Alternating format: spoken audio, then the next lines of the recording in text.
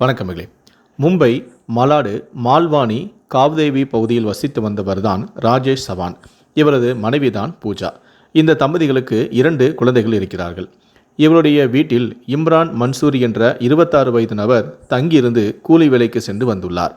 இம்ரானும் ராஜேஷும் உத்தரப்பிரதேசத்தை சேர்ந்தவர்கள். அவர்கள் இருவருமே ஒரே ஊரைச் சேர்ந்தவர்கள் ஆவார்கள். கடந்த சில மாதங்களுக்கு முன்பு இம்ரான் மும்பைக்கு வந்தபோது தங்க இடமில்லாமல் இருந்திருக்கிறார். இதையடுத்து அவருக்கு தங்க இடம் கொடுத்து சாப்பாடும் கொடுத்து வேலையும் வாங்கி கொடுத்துள்ளார். ராஜேஷ் வீட்டில் இம்ரான் தங்கியிருந்த போது அவருடைய மனைவியான பூஜாவுடன் அவருக்கு தொடர்பு ஏற்பட்டுள்ளது. இதையடுத்து ராஜேஷை கொலை செய்ய பூஜாவும் இம்ரானும் முடிவு செய்துள்ளனர்.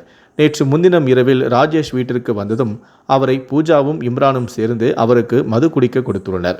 அளவுக்கு அதிகமாக ராஜேஷ் மது குடித்தும் அவரது கழுத்தை அறுத்து கொலையும் செய்துள்ளனர். 2 குழந்தைகளின் கண்முன்பே இந்த சம்பவம் நடந்துள்ளது. கொலைக்கு பிறகு இரத்தத்தை கழுவிவிட்டு உடலை இருசக்கர வாகனத்தில் ஏற்றிக்கொண்டு எடுத்து சென்றுள்ளனர். 1/2 கிலோமீட்டர் சென்றவுடனே பிடிபட்டு விடுவோம் என்ற பயத்தில் உடலை அப்படியே தெருவில் போட்டுவிட்டு வீட்டிற்கும் வந்துவிட்டனர். வீட்டிற்கு வந்த பிறகு இருவருமே போலீஸ் நிலையத்துக்கு சென்று ராஜேஷை காணவில்லை என்று கூறி புகாரும் செய்தனர். அதன் அடிப்படையில் தான் போலீசார் வழக்கு பதிவு செய்து விசாரித்து வந்தனர். போலீசார் ராஜேஷ் வீட்டிற்கு அருகே பொருத்தப்பட்டிருந்த கண்காணிப்பு கேமரா பதிவுகளை ஆய்வு செய்த போது ராஜேஷ் உடலை இருசக்கர வாகனத்தில் ஏற்றி பின்னால் பூஜாவும் அமர்ந்து கொண்டு செல்வது பதிவாகி இருந்தது. போலீசார் இது குறித்து விசாரித்த போது 2 பேருமே முன்னுக்கு பின்முரணாக பதிலளித்தனர்.